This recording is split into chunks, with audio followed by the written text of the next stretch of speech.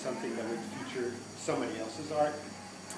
And, you know, I questioned my sanity a lot when I was doing this book. I'm like, why am I doing this when I could be doing some of my own projects? So, and I'll tell you the reason I started this book. I love old comics, and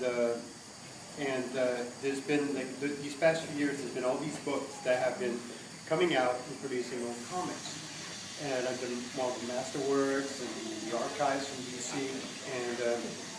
and then every time I would pick up one of these books, I would be completely frustrated with the way the work was treated, the way the colors were reproduced on very, very garish colors, on shiny paper, and the taste. It felt to me like a lot of these books were put out by interns, and not somebody who really had an artistic eye how to handle the stuff. The problem is, and that's just that, because the problem is that the really good artists that could do the restoration work won't spend their time doing restoration work. They're going to do their own graphic novels and their own books, which I've done. This is actually my 16th book, so this is not my first book. But I realized that if I don't do it, nobody else is going to do it. And this is really like my own personal taste of how I wanted a restoration project to be done. When I started this, I investigated different things, like okay, I'm going to do a restoration project, what should I choose? And nobody had done anything about the romance comics of Joe Simon and Jack Kirby, which I thought were very important in the history of comics.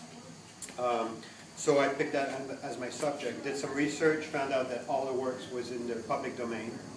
All the work that they did for Young Romance, Young Love, Young Bride, Real Western Love, and Real Western Romance was all in the public domain, which was basically the output of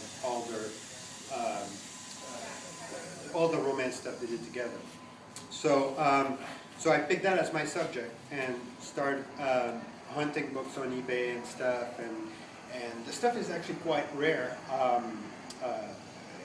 mean, I kind of hit a wall at one point. I wanted to really show an overview of the entire span of their career, and I couldn't find like a lot of the early works, and I was looking everywhere on eBay and at conventions, and what I learned is that a lot of that stuff was actually bought by women, and women did not collect comics. They just read them and discarded them, so those comics were never collected. So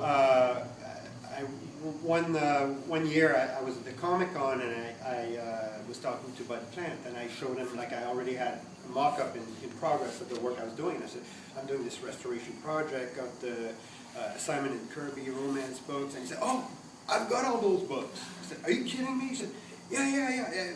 Let me look through my comics, and I'll send you some stuff. So a couple of weeks later, I get this big box at my house from Bud Plant with tons, like all the best stuff from Simon and Kirby. So I scanned all the stuff.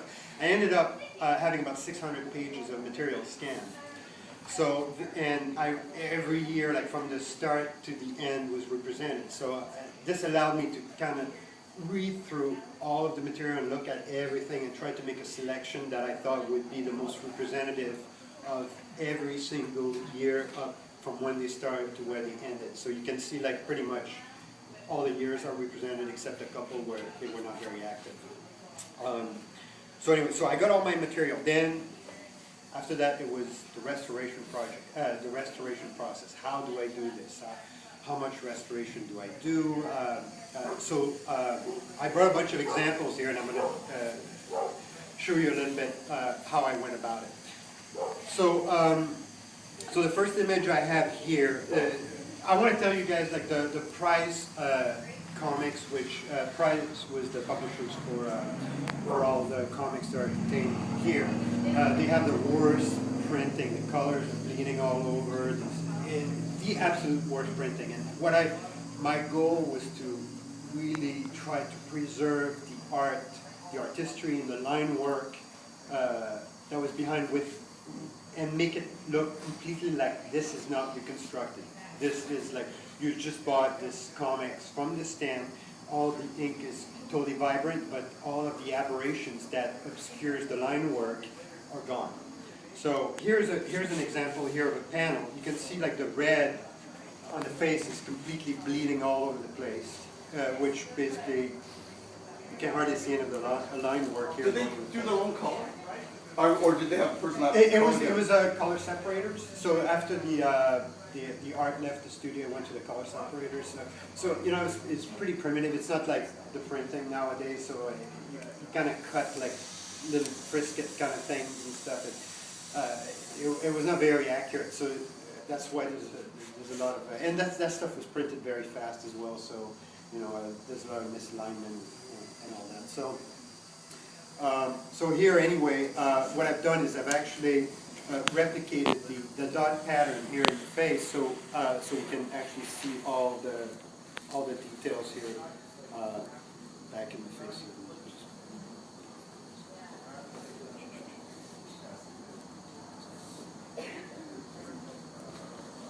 All right, so here's an extreme close-up of the panel here. You can see like the swimming suit area of the girl here. It's very, very muddy. You're losing all the line work here. On her foot here, you can see like the foot here in my restoration. You can really see what's happening here. It looks like she's an amputee. Oops. Why is this here? Okay. The face of the guy here, very obscure. In my restoration, you can see the face is back on. You can see here, see how like with the red dots overlapping in the pattern here of the red over the face, I've corrected that so we can see the face. So as an artist, I was always trying to focus on the areas where people tend to look at first. So my first focus is always on the faces because this is where people go, and then peripherally they start investigating the areas around it. So I always went like the primary place, the secondary place, and then a lot of the time the third place where they start exploring, I left it intact to keep the same feel. So you know, it was interesting at first. I was doing way too much restoration, and then it started looking very computery, very redone, and I'm like, you know. Then I would go back and re-dirty stuff and re-put texture in it and shift and re-bleed it a little bit. I'm like, okay, now that feels better. So you constantly have to do this balance back and forth. Oops. So here's another panel here. Here you can see in the hair, like all the line work is gone in the original here and the bleeding. So I put all the color back in, like you can see the blue here in the color. Put that back in there. So, but always keeping the same texture. Now I'm going to show you a little bit how I managed to recreate the stuff and keep it exactly looking the same. Again, just like around the shoulders here, the smoke. You can see like the smoke. It looks like there's two separate smokes. There's one here and one here because the color's all bleeding through here. So I just made it so you can really tell what's going on here with the line. Always like trying to really focus on making sure the artwork is understandable. Same here with the dress. This is like a big ball of mud. You know, there's hardly anything recognizable here, so kind of bring it back. Still keeping the same feel, but bringing back the images. Just a little bit of bleeds here. It's kind of subtle, but you know, it's just a little bit bring the and also like I did like a black pass over all the inking as well, but what the black pass I did with the Cintiq stylus was done at 80%, so it was still a little bit transparent. So that means that it darkened everything to 80% of the black, but it was transparent enough to pick up a little bit still of the detail and the texture underneath. So it's still, again, like trying to really bring the darkness back, but keeping at the same time that same kind of quality that makes it a newsprint printed comic. Here, again, same type of thing, like, you know, this, like you can see the blue are all out of the bracelet here, like if you look at the uniform, the blue's spilling all over. Now the stuff is back in where you can really make out what the drawing is and what the. This is an extreme close-up of a shot here.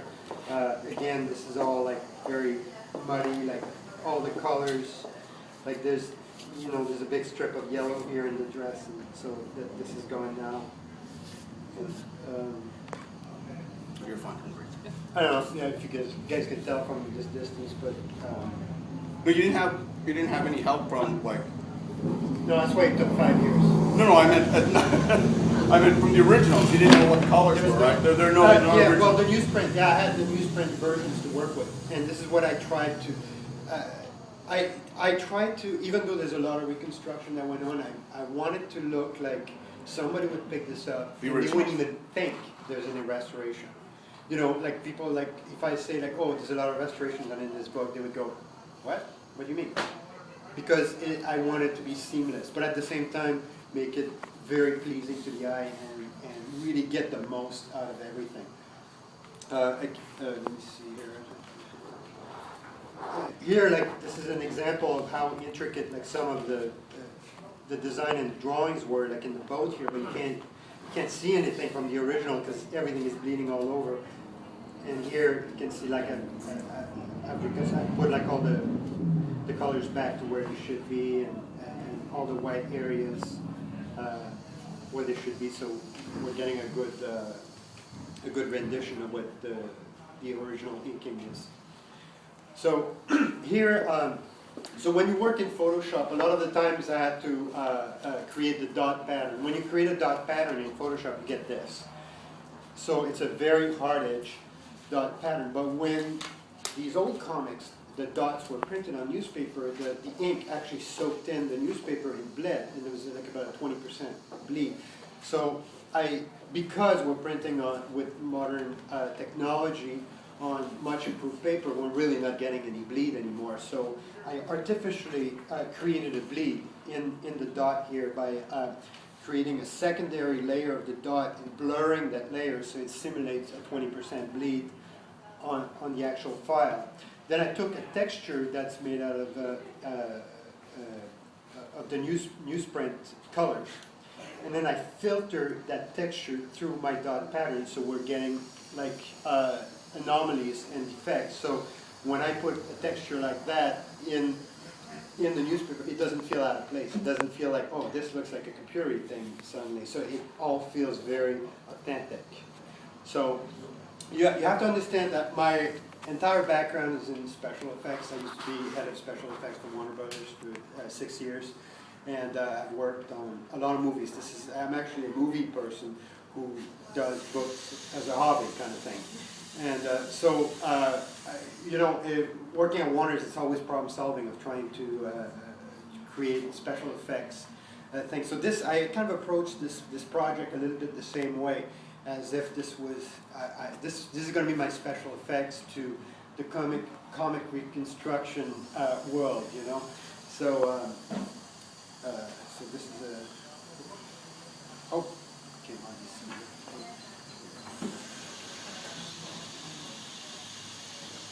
So here we have most of the books nowadays are printed on ultra-white paper, and there's a reason for that. Ultra-white is when you print ink on ultra-white, you get the best vibrance for the colors, and you get the most accuracy how the colors reproduce. I wanted beige paper. The problem is that when you start printing on beige paper, it really dulls your color. So this is the solution that I came up was to do all my reconstruction, do it all white, but then apply an ink layer that is this yellow here, or beige kind of yellow color, that would go over the whole thing and print that on ultra white paper. So what that does is now I'm getting the warmth of the yellow, but I'm also getting the quality of the ultra white paper, so I'm not losing anything in the vibrance of my color. So when I was at Warner Brothers, the first year I was there, we were starting Warner Brothers feature animation. And I became part of a group of people that help design the ultimate paper for animators. There was, I think, six of us. And we went around and interviewed animators, gave them paper samples to draw on, and we found out after almost 6 months of investigation that ultra white was the most repulsive color to artists. They could not draw on it. Animators have a very intimate relationship with paper because we're flipping paper, we're drawing on paper all day. I mean, the paper is our lives. So it's not like any other profession where you work with your hands or oil or whatever. I mean, like we're basically constantly, our hands are on the paper. So the touch of the paper, the color of the paper is very important. Well, what we designed, to me, was the best paper ever. And the color of that paper is the color of this. The color that's in the book here is the most preferred color by artists of a research that was done over 6 months, interviewing the best animator artists in the world, literally, to create the ultimate paper. This is the shade. This is the most pleasing, and it's because it is warm. And also, like if you close your eyes and take a marble masterwork with the coated paper and put your hand on it, you will feel coldness. This is a white offset, and it has a pulpy texture. You'll feel warmth to it. I mean, the first thing I said to Gary, when I met Gary, and I talked to him about the book, I went through all that stuff. I said, it has to be matte paper, and I had this very clear vision how this had to be done. To me, doing this, I was kind of telling Larry, I said, I'm not like a super expert on Jack Kirby and Joe Simon and all that, but I can talk about my restoration because that was my primary thing, to create a book that would be the ultimate on my bookshelf. And literally, this book was finished when I approached Larry, because I had it on my bookshelf. It was printed on demand. I printed like a bunch of copies that I gave my friends, and that was pretty much it. That was my satisfaction. I did this, kind of like the same way my brother, who had to earn a doctorate at university, had to do a project about something, and he had to do this whole thing. I'm like, yeah, this is kind of like my project like that, doing the ultimate restoration project. So I had it on my bookshelf, and one day I got an email from Bud Plant, and he said, Michel, you need to publish this book. This is insane. Like, have you talked to Gary Groth from Fantagraphics? I'm like, no, I haven't shown him. He said, you gotta show him the book. You come to the Comic-Con and show him the book. So I'm like, okay, I'll bring a copy to Gary. And I went to the Comic-Con, and I had the print-on-demand book with me. I'll show you the cover I had for it. It's a different cover. These guys did the new cover, which is awesome. I had the book, and Gary wasn't there. I think it was Eric that was there. And I said, oh, okay, is Gary here? He said, Gary's not here. And then I gave the book to Eric, and about a week later I got an email from Gary, and he said, I think you read my mind. I've wanted to do this book for years. Do you remember that? That's my standard email. Right. So I have an idea. So anyway, so it was really awesome that that it seemed like the way that Gary, when I was presenting my ideas about restoration, that Gary was completely on board with the whole thing. Let me see what I have here. Next. Okay, so these are just a couple more restoration here. You can see like writing. I actually one of the cover had like crayons all over it, so I had to remove all that. But you can see like the age stains, things like that. Let's see, rips and creases in there. Anyway, everything has been done like this. All the covers to me had to look like they were absolutely mint right off the press. So, okay. All right. Very quickly here, I'm being told that, see, I told you when you get me going. Okay, the book essentially has all the selections in the book. When I made my selections, I consulted the Jack Kirby checklist from Tomorrow's Publishing. the Art of Jack Kirby from Blue Rose, which has a checklist at the end, and the Grand Comic Book Database, and noted everything that was attributed by all three sources as Jack Kirby as the penciler. So those were where I chose all the stories. The book here, since I published the book, I've gotten a lot of emails from historians that are like telling me like, you know, oh, this is this way and this is this way. So this is kind of what I've learned since the book has been published. So the book supposedly features three types of Jack Kirby art. There's the Jack Kirby as a penciler and inker, which is here. This is an example here, and you can tell because of the inking, and I can see this. I can really go with this theory that the inking is very. There's some kind of osmosis going on with the inking and the drawing. It feels very much like the inking is an extension of the penciling. There's Jack Kirby as an art director, which the two Western stories are like that. You can see his touches everywhere on the woman, some of the layouts, but you can see things like that Jack Kirby never did. And also like some, you know, this doesn't look like a Jack Kirby drawing, but it looks like the Jack Kirby corrections on the clothing and stuff. So this would be Jack Kirby as an art director, and Jack Kirby with another inker, which are most of the post-Coast stories are in the book, but the records don't really exist of who the inkers are. So we say inkers unknown. And this was the very, very first cover of the first edition print on demand that was done, and this was the second cover. And you see, it was called The Romance Going Joe Simon and Jack Kirby. This is the copy that I gave Gary here, and that's it. Thank you. I want to mention beyond the restoration project, you know, Jack Kirby's and Joe Simon's romance comics were sort of long forgotten and just sort of marginalized, and if you pick up the book and read the book, the stories are absolutely wonderful.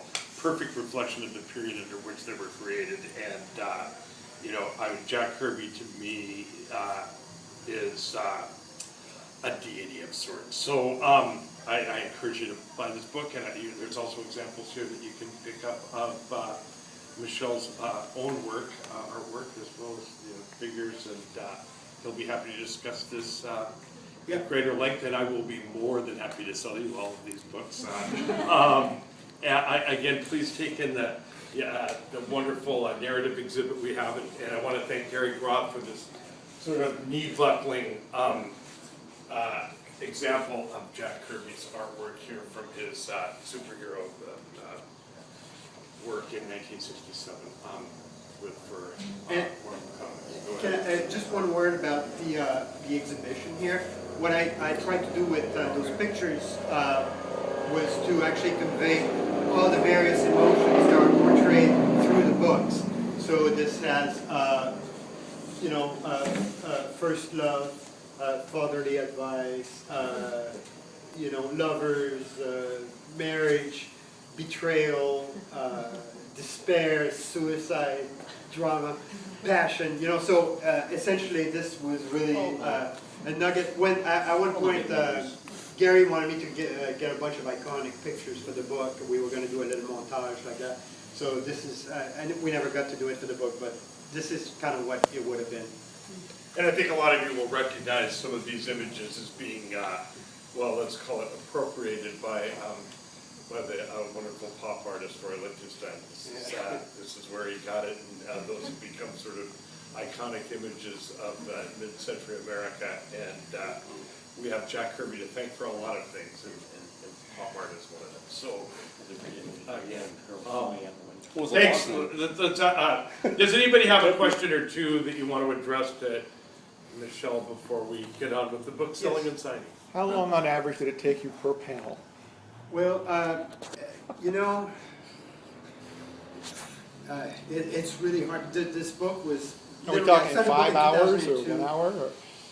You know, I would say It depends, like some pages, it took forever because it was like, just a mess. And you know, a lot of the copies I got to work with were very, very low grade copies. So some of them had massive water damage, you know, things like that, crayons and Did you have to guess a lot on some of the? I mean, one story I got, like I actually like got it from eBay and I took it and then I took the paper and it started like coming out, like it was so brittle, it started like coming out in pieces. I'm like, whoa, whoa, whoa, whoa, you know? So, I mean, literally, like, Titan, when Titan announced that they were reprinting the book, I had no idea Titan was doing this. The book was finished by the time I heard about Titan. I literally thought, this is going to disappear into obscurity. I felt like it's, you know, like people like do charity work. I felt like, well, this will be my charity work. I will try to rescue this from oblivion because I really sincerely believed that this would disappear as well. So there was that, and also the fact that it was a perfect combination, trying to get my ultimate restoration project and do it my way, and at the same time rescuing something from oblivion, you know. All right, hey, let's give another round of applause. Michel, you'll be happy to informally discuss this process in greater depth. I know I spent several hours with him at the Emerald City Comic Con, and you know, we had a wonderful time discussing this amazing work by Jack Kirby. So thanks again for coming in. I'll be more than happy to sell you all the books you need.